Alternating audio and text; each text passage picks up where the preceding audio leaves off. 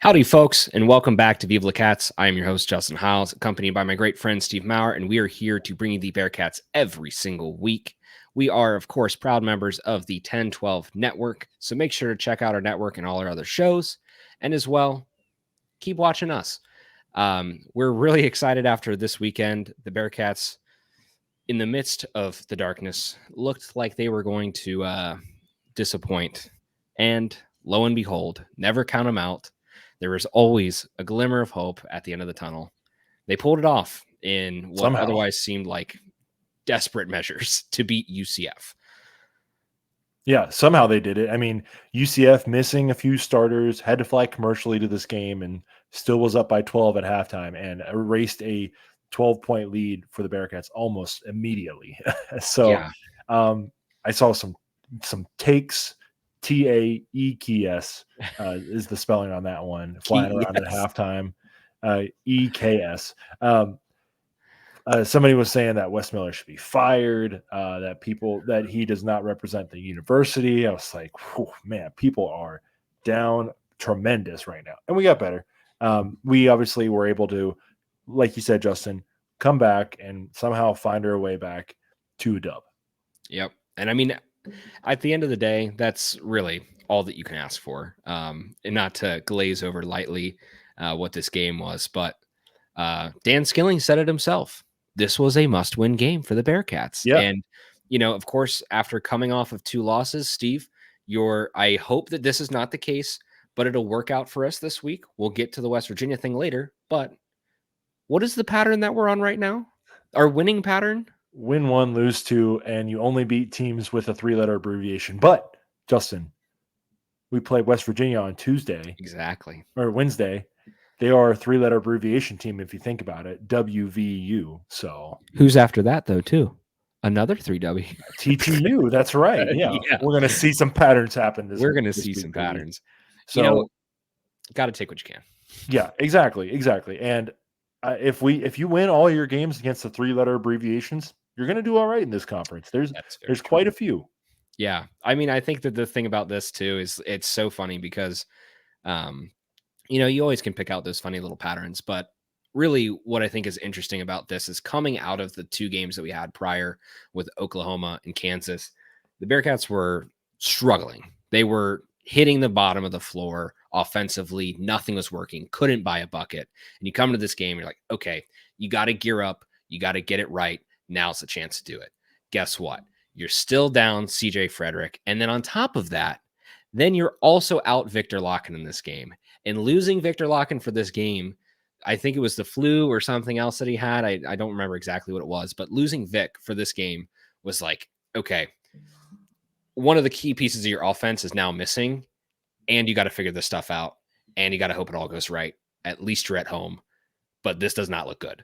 And the first half just felt horrible. For anybody who watched the first half, it was like, I don't know. It felt like watching the Dayton game again, where just nothing was happening. But it really was one of those ones where it's like, okay, we know that UCF is a very beatable team, and they're crushing us right now. They're an elite defensive team, and I will give them their flowers for that because they have done very well defensively. They're, I think Wes's staff had mentioned it too, or he mentioned in his press conference that UCF is 6th nationally, but they're 3rd in the Big 12, which is insane. But to be a 6th nationally ranked defense, I think is huge. And you can't expect to just, get easy buckets from that. But in those wide open shots, still missing buckets, still having that issue. And without some key shooters and without another key part of your offense to help open that up when you are struggling, it's only going to get worse. But this 3-point barrage is starting to really, it's not getting better. And I think we've only seen it kind of downtrend. And so I'm hoping that we can see a fix for that. But regardless, they scratched and clawed their way through the second half. And then the second that they took that lead, that game was over. I mean, it just like UCF shut off. Like the lead that they had, it was kind of one of those score a bunch and park the bus and just hope that they don't catch back up. And Classic Jose unfortunately for them, Mourinho football right there. yeah. As And someone who would know, I am a Tottenham fan, but somebody who formerly coached Tottenham, classic Jose Mourinho. Anyway, we just lost about half our listeners right there. Justin, I wanted to talk real quick about just reviewing the box score today. There's a couple weird things that stuck out to me.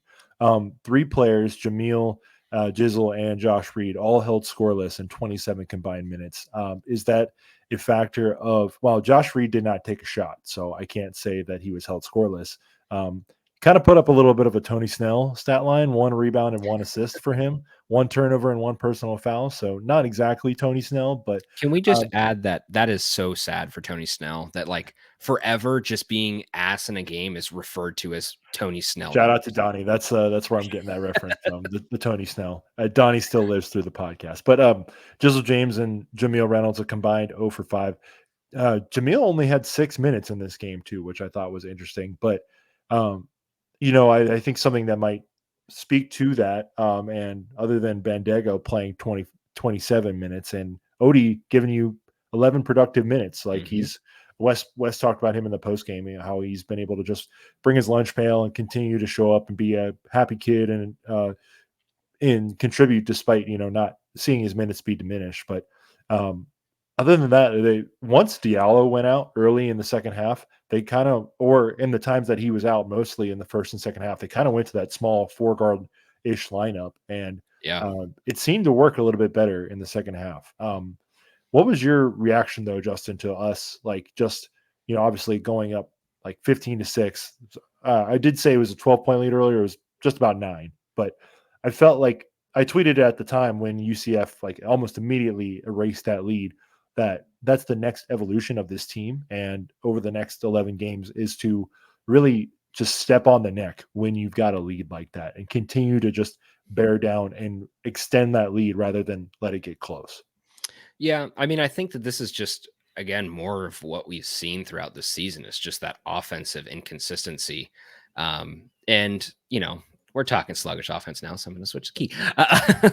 But this is one of those things that I think we've just seen over and over and time again. We'll have, some really strong stretches of offense, and then it'll just flatline for minutes on end, 4, 5, 6, 7 minutes sometimes. And I think that is something that is going to be really key going forward. Like you said, it's not necessarily even about, for me, I think, stepping on the neck in that kind of regard. It is good. That's what makes the difference between the elite and, just casual teams. But I think the real difference here is just finding a bucket in that run.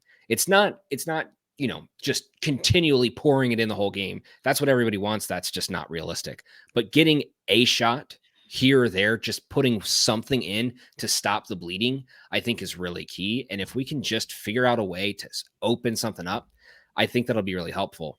And like I said before, I think the key part to that really made this one a little bit more difficult was the lack of Victor Locken. I mean, I'd have to look at this right now. So we are currently sitting at 14-6 on the season. And if I go over here to Vic, he's played 19 games. This is his first game out. This is the first game without them. And we had probably our worst half of the entire season. And that's just trying to get used to playing a game without your key center, without your key guy down there. And I think that really makes the difference in this kind of game. But it just goes to show the resilience for them to come back around and find a way to do that. And also, I mean, credit to the Bearcats offense and credit to guys like John Newman as well. And, Dan for being able to draw some of those fouls against Diallo. Getting him out early was huge. I know clearly they did do a little bit better, but that really swung some things, and especially at the end. I mean, somebody had brought this up, and I thought this was amazing. The guy fouled out with a total of 6 minutes. Yeah. Have you ever heard of that before? Because that's just, that's ridiculous. I honestly feel like that's a little, that sucks. I mean, that sucks for them. But talking about a Tony Snell stat line, he had a real Tony Snell stat line: 0 shots attempted, 0 rebounds, 2 turnovers, and 5 personal fouls. That is a But Yeah. buddy, that is a stat line, and I'm sorry I didn't put up the graphic last night because I probably would have played and been funny. Yeah. But Justin, I will say that you do make a good point. Playing without Victor is huge, and they've had him for all of the other games this season, and he's been one of our constants this year. When in a year where you haven't had Aziz, Jamil, or CJ at different times, and we had to just balance a couple different plates. I do think that though, and maybe my critique was a little bit too harsh at the time, but um, just the lack of consistency is really what's hurting us. And Mhm. um, and it's themes that have been existent throughout this entire season. You know, we don't have the one true go get a bucket type of guy. We don't have a really established point guard on this roster, and we are just trying to continually learn this offense. And I do think that the offense did run. It's not really a Wes Miller problem for me. The offense ran fine last few years when we had David DeJulius, an actual point guard. Not that Day Day is not an actual point guard. I'm just saying an experienced point guard who's played 3-4 years of college ball. Yep. And I think Day Day just needs time to learn within that system. And credit to David for really picking up that system in 2 years. And when we were Yeah. on last year, we were really on. There were some good games for us. I do think though that it's just the continuous themes that have plagued us throughout this year continue to plague us. But I will say though, I think we need to continue just when we have an advantage in the paint, continue attacking the paint. Yep. Our guy Go Bearcats pointed it out just in a live game tweet yesterday, but paint was pretty much wide open for most of the game, and we Mhm. saw when John and Dan got going downhill, and then you had CMOS driving, Aziz was cleaning up a couple times. There was chances to be had there, and Odie dropped in 4 as well. There was opportunities to be had there for those guys. And I think we kind of have to play a little bit more inside out right now, just because I brought it up again, like against TCU, we had a 20-point advantage on points in the paint. And I think that's something that I've seen from this team that is kind of counterintuitive to how other teams want to play. I really noticed it a lot in the BYU game, for example. BYU, they create a couple good passes, create that shot opportunity, and whether it's miss or make, they're running back on defense. They're looking to just play for the next possession. Whereas this Bearcats team, I've noticed, has when they take that long 3 or long 2, they look to stay and try and get that rebound, because they're willing to sacrifice some of their transition defense just to try and get that rebound and to get those second chance points. Second chance points are a big thing. And it's just like, I think about like easy ways to get a bucket as if I could go in and get a bucket right now. No chance am I getting a bucket in college basketball right now. But I think Wes has seen that, if you're going to stay competitive, you have to win the rebounding battle. And we have in most of these games, and also try to just fight for those, try and win those areas where some teams are willing to just let it slide and keep going on. Yeah, and I mean, I think that's a really key part here, and I think for me, I just focus so much on the rebounding is because it has opened up so many opportunities for us, and I think that's still the biggest separation between last year and this year. You just can't beat that. I mean, it's having the guys who are able to do it and having some of just some extra length at some of those other positions that are not the 5. I think is really key, and that just helps push this team a little bit further every game and gives you another chance here and there. And some of those you stitch together. And again, in a game like this against UCF, you just needed a few of those transition momentum plays to swing it. And then once you did, I mean, UCF, of course, given their circumstances, is not a good outlook for them going into this game. But like you said, I mean, I think that's your put the pedal to the metal. The second that you hit that switch, just shut them down and the game turns off. And that's, again, the thing that we needed really badly against Kansas and we never quite got, because Kansas to UCF, technically, by technicality, Kansas Transitive is win. not as good of a team as UCF. Of course, they're better than UCF, I think. But I think that, in this kind of situation, you just need to have that get up and go. And, that's the one I think we're going to look back at some of those games and wish that we had that. But we had that here, even though it looked like things were not going very well. And to score 41 points in the second half, I think is huge. That just really shows the ability to come back. And this team, like, they're gritty, man. They never die. Like they never accept where they're at, and they're always willing to play to find that win. And that's something that you need because, again, if you look at UCF in comparison, they were just waiting for this game to fall apart. And once it did, they just went hands off.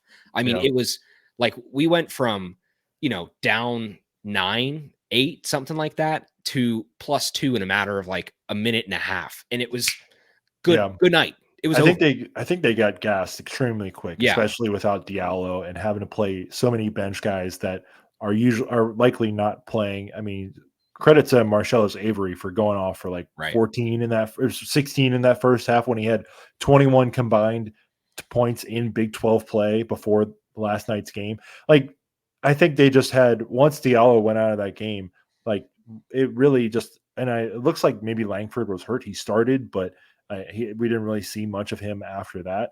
They only had 4 minutes on the game. Complete trillion on that one, by the way. I'm doing a lot of stat line analyzing today, but I do think they were kind of gassed a little bit, down some starters, and they had, credit to them, they had a great 30 minutes, and then UC was able to really catch up, make their run, and never look back. And the thing the broadcast pointed out too that I want to mention, 5 field goals and 7 turnovers for UCF in the second half. Defense is going to win you some games in this league because, we're getting into the slog of the conference season right now. Some teams are just going to be tired, playing a lot of games, not ready. If you can stay disciplined on that defensive end and really just bring your lunch pail, I think they have a chance to really make some teams work for those extra buckets. Absolutely. And I think that's an advantage you can bring to games, even when the offense is struggling.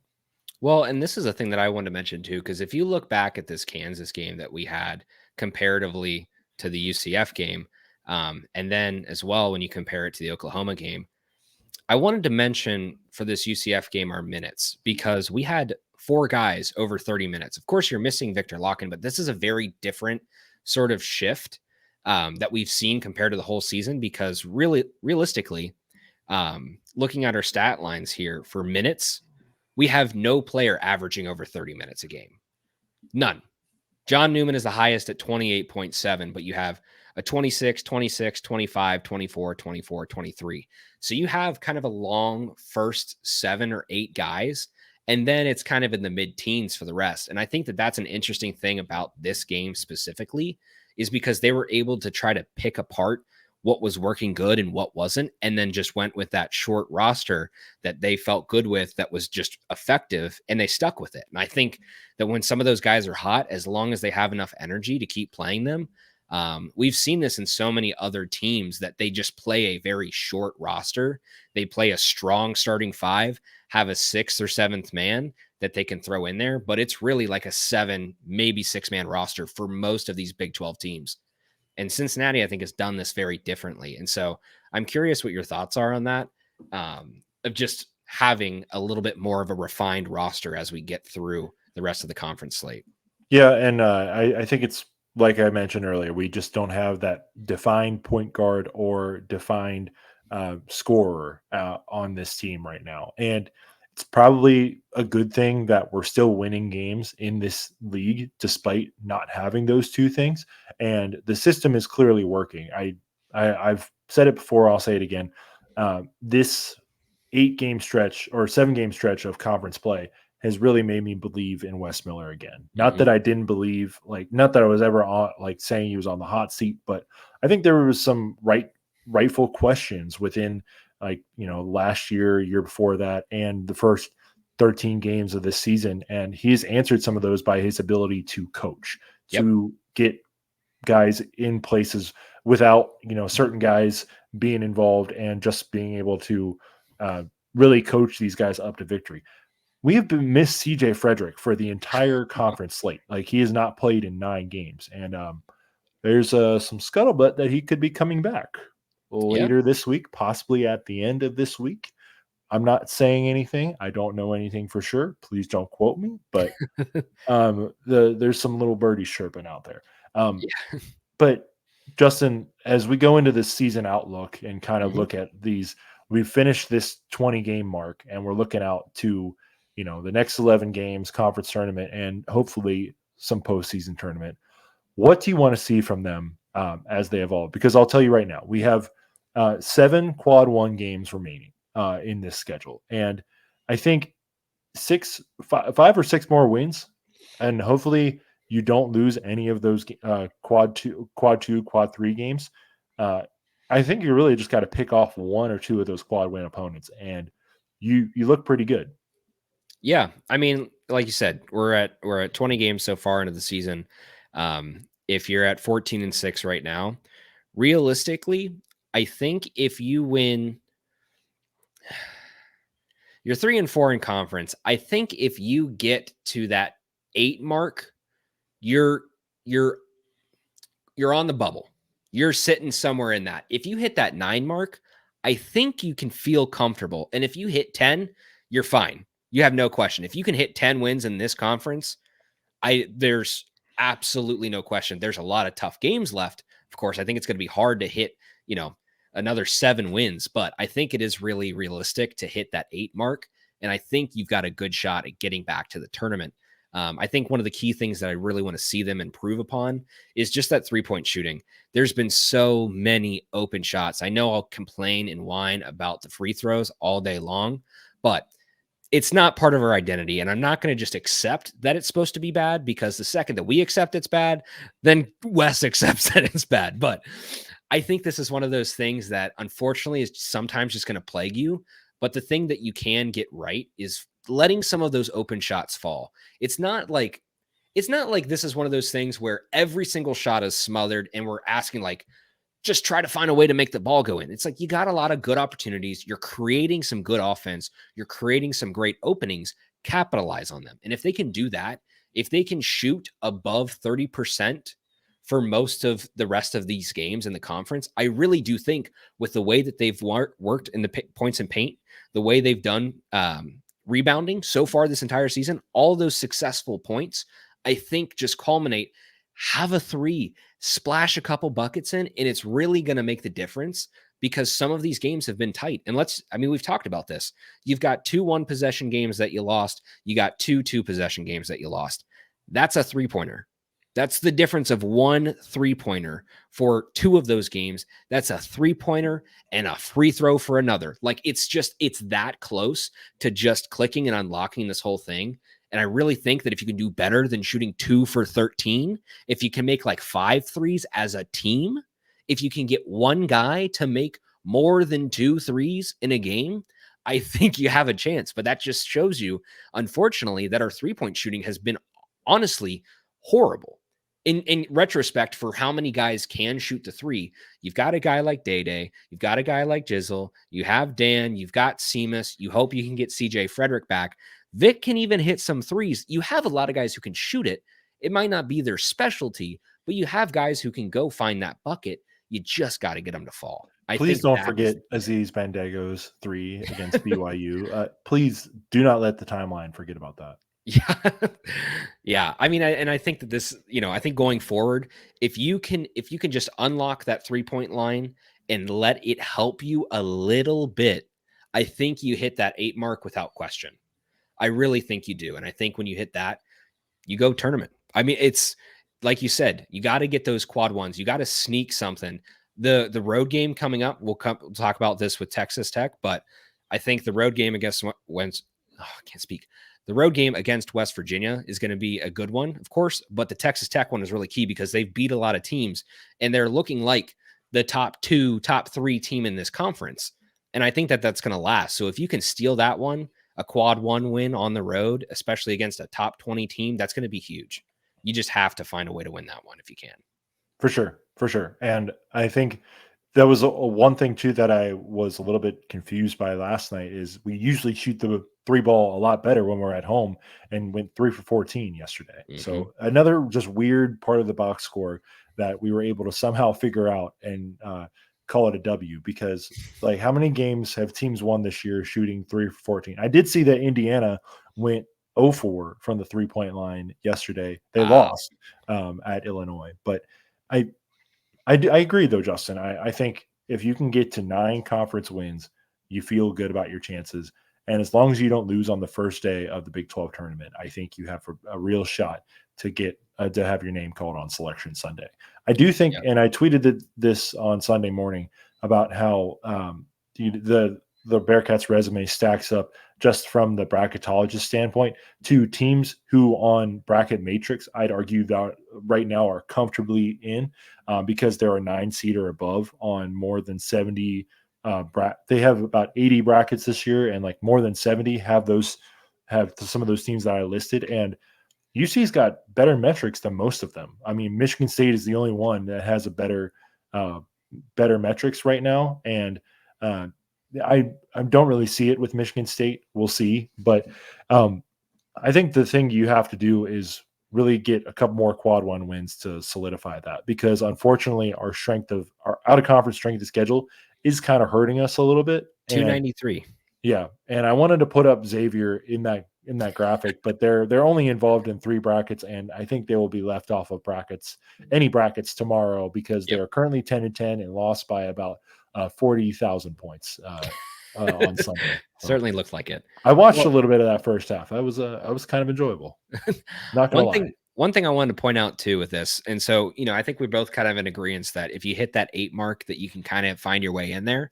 If you look at the rest of our schedule, I'm not going to list off every team, but the winnable games in this, if you're looking for those next 5, here's a few that are your just get business done games. You got at West Virginia, you have at UCF, you have Oklahoma State at home, you have TCU, who already beat. They are a tough team, but TCU on the road. You also have West Virginia. If you can manage those 5 and find another one in there, you're at 9 wins.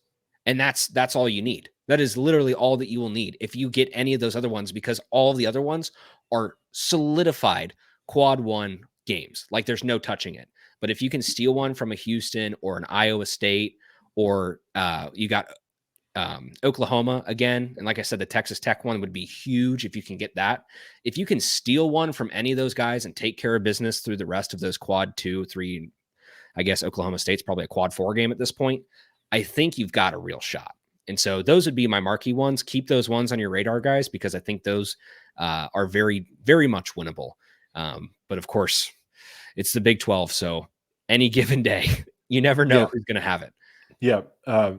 Just looking at bracketologists right now, only games that are not quad 1 coming up this Wednesday at West Virginia, Wednesday at home, Wednesday, February 21st at home against Oklahoma State, Saturday, March 2nd at home against Kansas State, and the final game of the season against West Virginia at home. So those are 4 games that you likely need to win. Not going to put out the must win tag on them, but you probably should win. And if you want to have a chance at getting into the tournament, you probably need to win those 4. So I don't even feel bad about the must win tags anymore. If Dan Skilling says it, I feel comfortable saying it. Okay. All right. Yeah. I just don't want to put too much pressure on him, because there's obviously other chances. But if you win those 4, you get to 7, and you just have to take 2 of those other 7 quad 1 games that you have right now. So there's a chance. It's very doable. I mean, and we know that this team they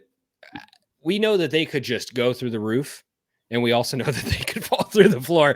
It's just the Big 12, and it's how things roll. I'll leave this last segment off with a quote from Wes Miller, which I loved in this clip from Russ Heltman at Russ Heltman 11. There we go. The one I pulled out of that was, we haven't scratched the surface of what we're capable of. But he was talking about in this press conference about the sub 30% 3-point shooting and some of the other pieces, how we've just not had a solid roster, how we've had to constantly rotate guys in and out. And we've kind of just been dealt some unfriendly cards throughout the entire season with, of course, Aziz and Vic and, Jamil, and having some of these problems, and CJ. It just kind of has lumped together. And again, this whole thing has been stitched together, and we're doing a pretty damn good job with the things that we have, with the factors that we have at hand. And so I really like Wes's quote there. And I do just feel like a lot of energy towards this team. And I feel good about them. And I feel like they're in great hands with Wes. And I think a lot of people have kind of questioned him. And a lot of people want that immediate satisfaction. They want us to just be at the top. Doesn't happen. But I think that, like Wes said, this team, we can clearly see the potential. And given where we're at, if this is the floor, guys, we've got a machine coming if this is the floor. So I'm really excited about that. And, some other things that I'm really excited about, the eventual gear that we'll get from our friends at Charlie Hustle for Cincinnati. We don't know when it's going to happen. We're still waiting on it. Please, again, Marty Ludwig, we are still looking for some help. Come on, Marty. Help us out. Charlie Hustle, your one-stop shop for everything vintage made fresh. Of course, they provide us with great apparel. They've got everything from hoodies to t-shirts to long sleeves to shorts, jackets, you name it. They've got everything. It's great collegiate stuff covering all of the Big 12. And like you said, we're so excited to partner with them still because they do offer some really great product. We're still just waiting for that Cincinnati product. It's coming. I know it's coming at some point. We'll get there. But again, make sure to check them out and use our promo code 101215. That is 101215 for 15% off all non-sale items. And while we're at it, let's also mention our friends at 1012, the 1012 Network, who we are underneath and part of our community here. It's great. We have a lot of fun podcasts, great coverage of just about every team within the Big 12. Of course, we're going to be adding some more next year as well. So if you guys are on the lookout for any other podcasts or you know of any, I know that we are going to be looking for some more podcasts for Colorado, Utah, all of that. So if you guys know any, feel free to send them over. I know Philip would be very appreciative of it. We're all kind of looking to just round that out because we want to be the premier Big 12 network. We're already there, but we want to make it even better with all those teams covered. There are some other sports covered as well, like basketball, wrestling, you name it. There's a ton of great coverage there. So check out the 1012 Network. Yeah, shout out to Philip. He was really fighting some wars yesterday on the Twitter sphere. So I was in his corner. Even like a different Big 12 network was like tweeting at me about stuff and something I didn't say. I had the wide right and natty light guys coming to my support. So good. I feel like Philip overall, he had 2 solid takes yesterday. Let the kids enjoy the game and rush the floor. And Big 12 basketball is always good. 2 solid takes, I think we can all agree on. Oh, yeah. And another solid take, a solid Dookie take. Jay Billis, what are you talking about, man? Let the kids rush the floor. It's fun. Keep the sport fun. Keep it fun. I don't care what else. I mean, even Joe Burrow said today, let them taunt. Let them have their fun.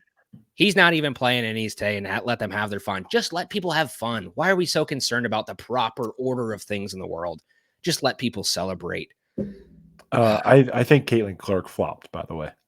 Yeah, that's probably maybe not, but it was a weird situation. And like for someone who has as much awareness on the basketball court as her to just like not see that out of the corner, it was interesting to me. She did not. Don't come at me, Iowa fans, or maybe the Iowa State fans will like that. I don't know. We'll see. Yeah. Well, speaking of Iowa and Iowa State, there's another thing about Iowa State. That's right. The Bearcats have found a defensive coordinator. He does exist, and he just so happened to be hired, just like Steve said, the day that we would release the episode. This is the way the world works. Steve, please. Yes. So Tyson Veidt, the former assistant head coach and linebackers coach at Iowa State.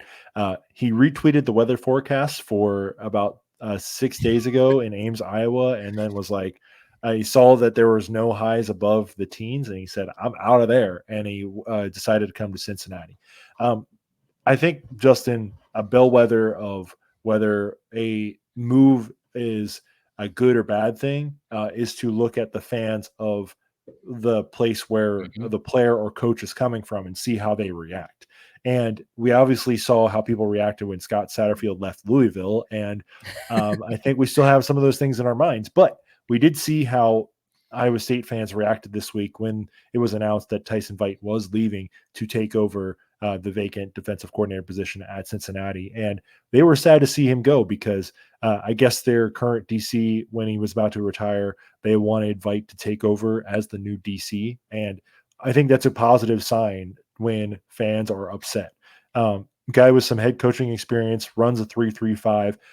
And I think Cincinnati probably had that in mind as they recruited a bunch of DBs from the transfer portal and have some younger DBs as well from this past year's roster. So we don't have to talk about too much football just yet, but I like the hire, Justin. I think if you're looking to maybe change up the way you play, maybe respond to some more of the offenses that are coming in next year, as well as just fix what you did poorly last year and try to understand what you'll be missing next year. I think this is a good way to respond to it.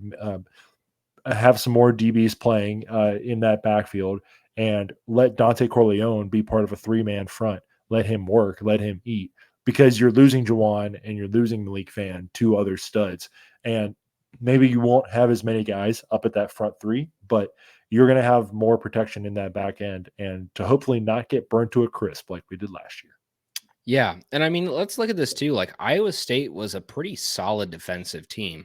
You know, that's not going to go all in the back of Tyson, but I think there is a lot of credit to him there for those categories that he's coaching in and for those, you know, groups within the team that he's coaching. And I think when you look at it, like you said, that reaction, I think, says a lot because when you have somebody who people want to stick around, it's better to steal a coach than have a coach handed to you. We'll just put it that way. Yeah.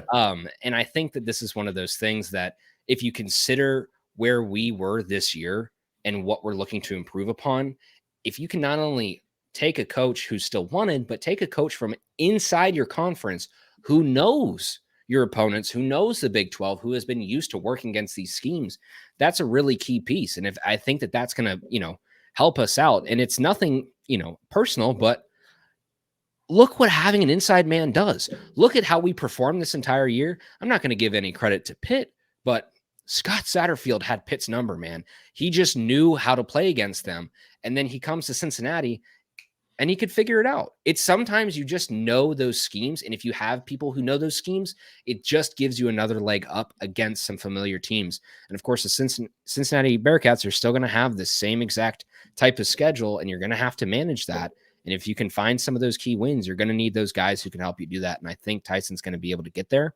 And like I said, I think my only key for him, like I said last week, whoever that defensive coordinator is, now for Tyson, just get us back to a bowl game, get this team stable, make sure the defense stays at an elite level that it's been, make sure that they are known as a defensive team, and make sure that that stays consistent. And I think that that's really all you can ask for.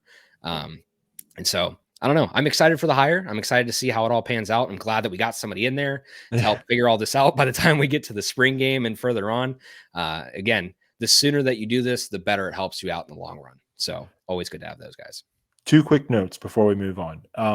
I don't know if you saw, but 247 in one of their 2024 season previews had Cincinnati as the easiest schedule for teams who didn't make a bowl to make a bowl this year, which is somewhat surprising to me, hence that a lot of people are predicting us to be last in the conference again, and that we were not very good last year.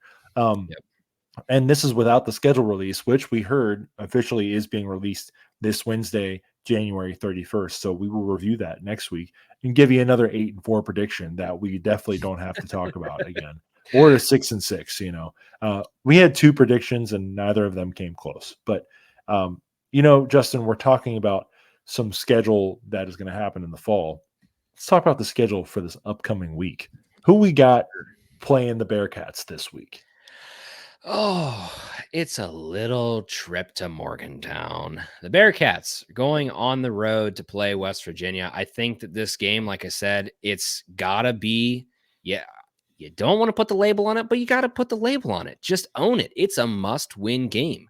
West Virginia has beat Kansas and Texas, 2 teams that we did not beat. However, they're also 7-13, and they're not a strong 2-5, but not a weak 2-5.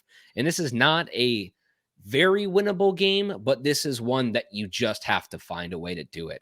I think if you can take care of business against BYU, given where they were on the road, I think you can go into West Virginia and do this too. I think it's just one of those games that you got to find a way to win.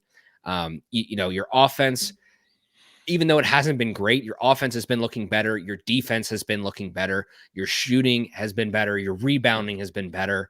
Your defense, like between blocks and steals, has been better. It's just everything about this team says on paper that you should win. And if that's the case, I think you have to win that game. West Virginia's key players here, you got, I don't even know how to say this, Slazinski. They've got some interesting names, but you got a 13-point scorer here. You got a guy who's 40% from the floor. And if that's your best player on the team, you've got a lot of other guys that can do that too for the Bearcats. And I think that you just got to take advantage of these guys on the road. Of course, West Virginia, like I said, is not going to be a slouch by any means, but they are coming off of 2 losses to UCF and Oklahoma State. That should say enough about where you should be with this team, and you should take care of business. Yeah, that was Oklahoma State's first conference win of the season. Yep. Hey, we said go Pokes twice last week, and look at them. They're back. 1-6 on 1-7 on the I don't know. I think 1-6. I don't remember. Anyway, I think just from looking at the matchup, I don't want to read the stats because that's boring, but just look at the matchup on any app you have, and you'll see that the Bearcats are better than this West Virginia team in most of the stats and most of the big numbers that places seem to analyze. So I think they just need to play their usual game. I think with the caveats we know about this team on road games where they don't shoot the ball well from 3 and they might not get the most chances to hit free throws. Like I said before, defense has to play well. Defense travels. If they can bring their lunch pail and really defend this game, I think they'll have a chance to win. They just need to limit 2 of these guys, Justin. There's 3 guys that some people may know just for different reasons on this West Virginia roster. Kirk Kriisa, former Arizona player. Raekwon Battle, the 2-time transfer, who with Aziz was approved when Dave Yost, shout out to you, sued the NCAA. And Jesse Edwards. If any of those 3 guys go off, and if 2 or more of them go off, you're probably not going to have a good shot of winning. But if you can limit 2 of those 3 guys and just have one of them really fill it up for West Virginia, I think you have a chance. I wonder, though, Justin, if West Virginia will have the trump card and pull out a certain Hob Buggins, who is somehow did not sign his own resignation papers, but is not the coach anymore, but still lives near. It's a weird situation over there with that coach, to say the least. I wonder if he'll try to get in the building this week to will the Mountaineers to a win over his former school. You know that all they're going to need to do is just find a sneaky little camera pan when it's a tie game with 2 minutes to go, and they're going to find Bubba Huggy. They're going to find him, and they're going to try to create some energy, but it doesn't matter because the Bearcats are going to find a win, and that's what matters here. Well, so I don't know if you saw what the Ravens did on Sunday during the AFC Championship game. In the second half, they cut out all the lights, and they had Terrell Suggs walk out of the tunnel and start hyping everybody up. Man, what if West Virginia, just in the ultimate heel move of themselves, turned out the lights like 10 minutes after the under 8-minute timeout, second half, and then out walks Hob Buggins just to get I don't want to say that. Just walks out to get the crowd hyped up. If you're on YouTube, you can see what I was trying to hold and insinuate. But he was recycling, okay, folks. He was trying to recycle. He was trying to make. He's a known recycler. He was trying to make the planet better, okay, for all of us and for all of our children. He was trying to recycle, okay, and then also he was trying to recycle. And when he went on a certain radio station, which I can't say anything about. It's just detestable what he said on the radio station, and that the host of that radio station just let him go on with it. Hob Buggins needs to stay off the radio. Yes. Anyway, no Terrell Suggs moment for me, Justin. I think the Bearcats can come out and take care of care of business in this game. We'll see if Victor and or CJ are able to come back. But with that 4-guard lineup and that small ball play, I think they have a real good chance against West Virginia, because I don't really think West Virginia has a big that stands out to me. And they're obviously 7-13, like you said. They're not really doing as much right now. It's a tough season for them. That stands out in your eyes. But again, go in there, play your game, and win. That's pretty simple. Yeah. And speaking of more games that hopefully you can go in, play, and win, Bearcats, after a road trip to Morgantown, are going to be taking a road trip to another small town that is a very fun town. So we've We're not heard. going to like that. Lubbock, the party in the middle of the desert. Bearcats taking a trip over to Texas Tech. They are going to be playing what, like I have said before, looks like a top flight team in this conference, should be a top 3 team based on their performances so far. Their outlook looks really good. They've beat Texas on the road. Of course, that was the one that they had to open things up. They took care of business against the teams that they need to take care of business to. Their only loss so far is on the road at Houston, where they did let it open up a little bit.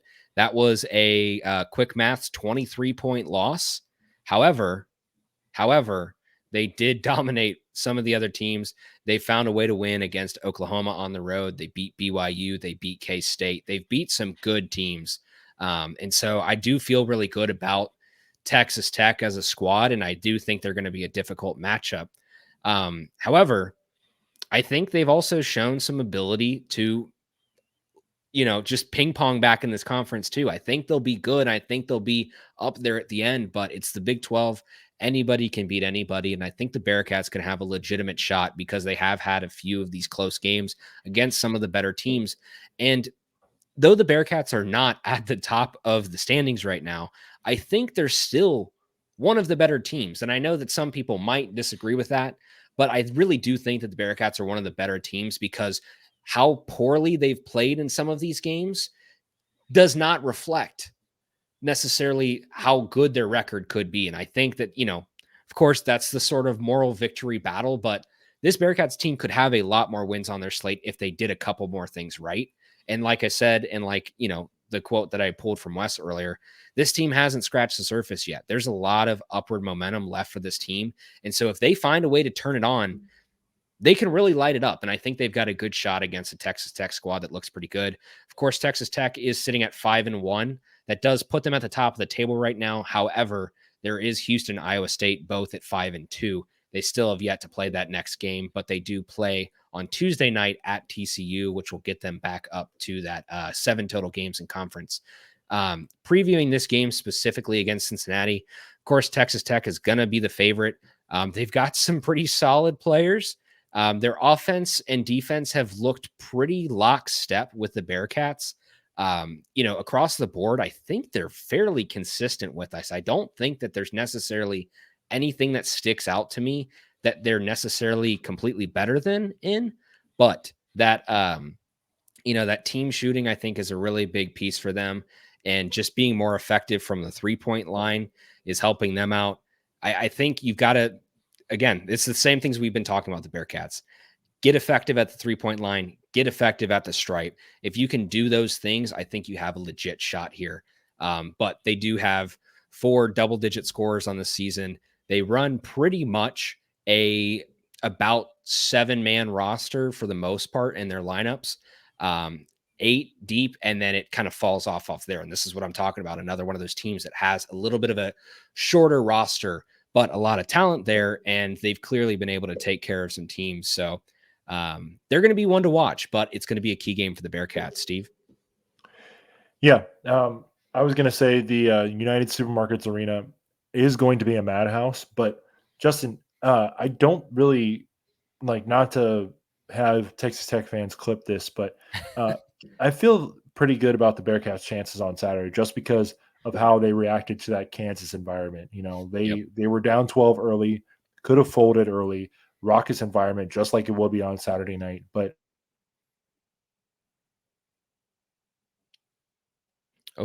I think we're losing Steve. Oh no. Sorry, folks. Uh-oh. Okay. Well, Steve was talking Texas Tech, and I'm going to round this one out because I think we're not going to get him back. That's a tough pause. Yeah, I think the Texas Tech game here is just going to be, key for the Bearcats, like Steve was about to get to. Um, it's a very winnable game, and I think you just got to find a way to pull it out. They've shown resilience on the road. They've shown an ability to make comebacks. No deficit is too large for this team. And I think that that's a key thing going forward.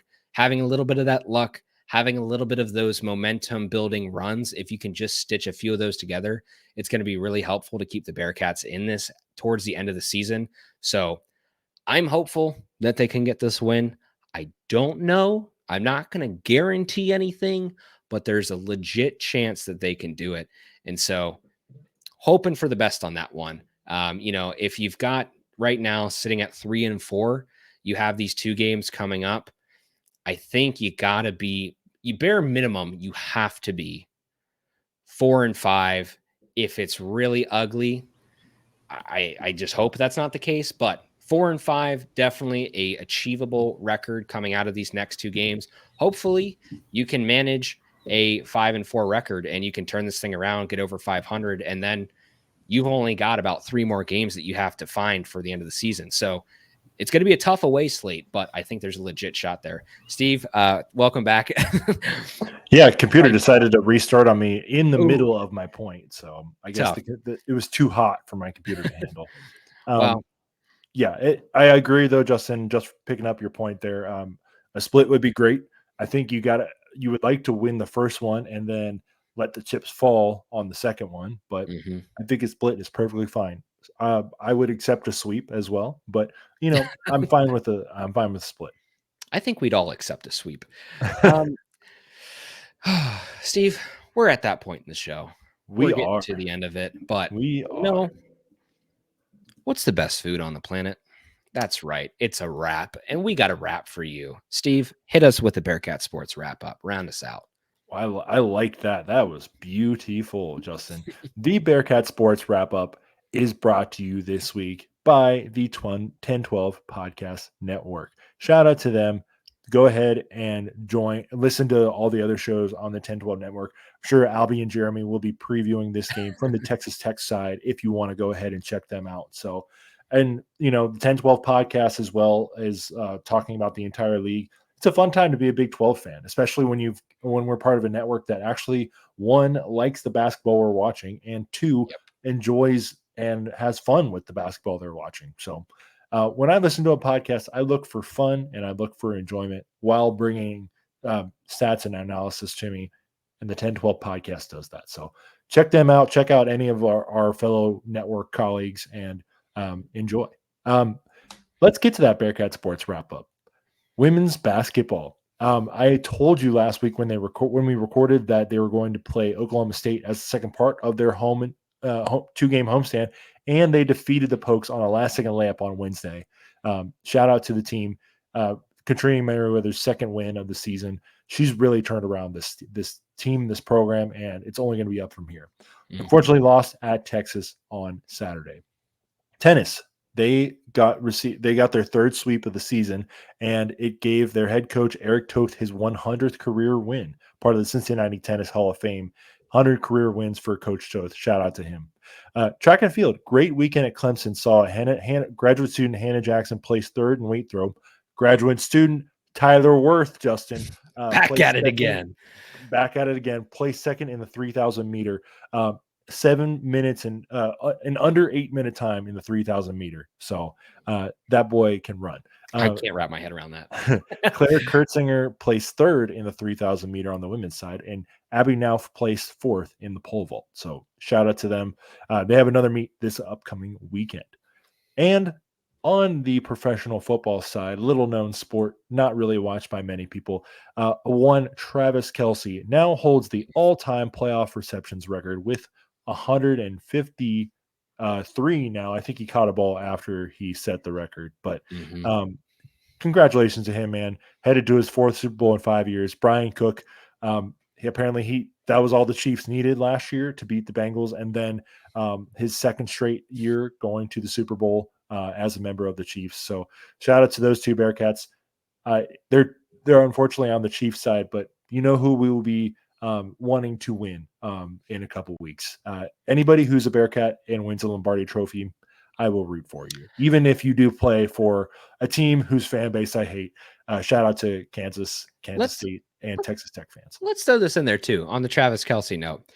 Did you guys see the stat line? Did you see the numbers from this game?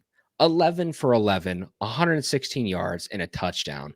Like, that's perfect. You can't get better than that. Caught every single ball, and he caught some funky, I almost said some other words, some funky balls. He caught some. Yeah. This man is very talented, and he clearly continues to show it week in, week out. And he shows why he's the best tight end and the best tight end in all of pro sports, all of the NFL, all time. I don't think anybody can surpass him. And I'm going to put that on my mark right here. Rob Gronkowski. Sorry, buddy. Travis Kelce's better. You're going to miss Gronk. Nope. We got Travis Kelce, baby. Oh, I was sorry. I was referencing the FanDuel commercial where John Cena tells Gronk that he's going to miss his obviously CGI'd missed field goal.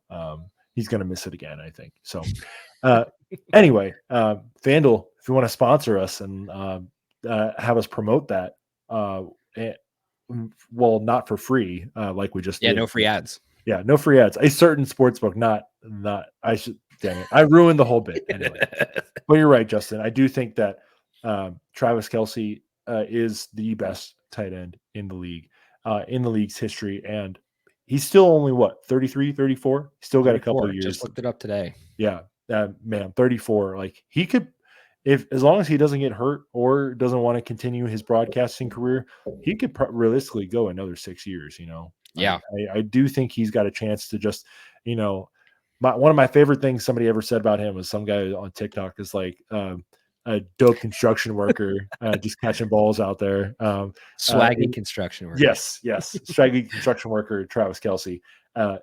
If he can play another 5 years, man, like that just speaks to his longevity and his ability to continuously show up in big moments and win playoff games. Like, I'm not a Chiefs fan, like I said, but you got to respect Travis Kelce because he's a Bearcat. So mixed loyalties there, but whatever, man. Shout out to the Bearcats. Hey, this is a Bearcats podcast anyway. You know who else is becoming a pseudo Bearcat?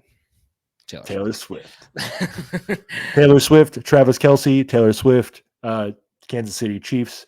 Sorry, Justin, that's for the YouTube SEO there. Hey, we got to get some views on this show, all right? So, Taylor, come join us on the pod. Talk about your love for the Cincinnati Bearcats and your custom jersey. Yeah. Hey, and when are we going to get them on the field or on the court? Like, we got to be due soon. Once there's got to be some kind of gap in there where there's a tour and the end of the season is happening. I think there's a situation that we could possibly make it work. I would say that it is probably going to be at the Big 12 tournament in Kansas City. Good idea. Because one, they can have a suite there for security reasons. I do think that when Cincinnati last played in Kansas City for basketball, Travis did show up. I think he was there, if I remember that correctly. That was for that midseason tournament where we beat Illinois and then lost to. Hey, Arkansas, by the way. I mean, I love you, Davenport, but tough. Also 10-10, just like our friends at Eggs Xavier. But anyway, I do think that this is my prediction, Justin. They will be in a suite for Cincinnati's first game and hopefully following games of the Big 12 tournament in Kansas City. That is just my opinion, though. I think all four and the victory celebration, they'll be on the court, right? When we win the Big 12? Yeah, they're going to be there for the whole thing. I like that. That's fun. Yes. They're going to be there for the whole thing, and they're going to be smashing some Cincy lights while they're at it. Folks, that's all that we've got for this week's show. Thank you so much for joining us. As always, thank you to our partners at Charlie Hustle. Thank you to our network overhead with the 1012 network. Always happy to be part of all of these different groups. They make the podcast fun. They keep our community alive. And of course, covering sports just makes it fun. So thank you to all of those guys. And for the Bearcats, like we said, got 2 big games coming up on the road. Hopefully you can take some good wins there and improve on the season, improve a couple of these slacking categories, and maybe, just maybe, start to really unlock that offense and start gassing some teams, because we're looking forward to it. So hopefully it happens. For myself, for Steve, go Bearcats, Cats by a milli, get some dubs. Viva La Cats.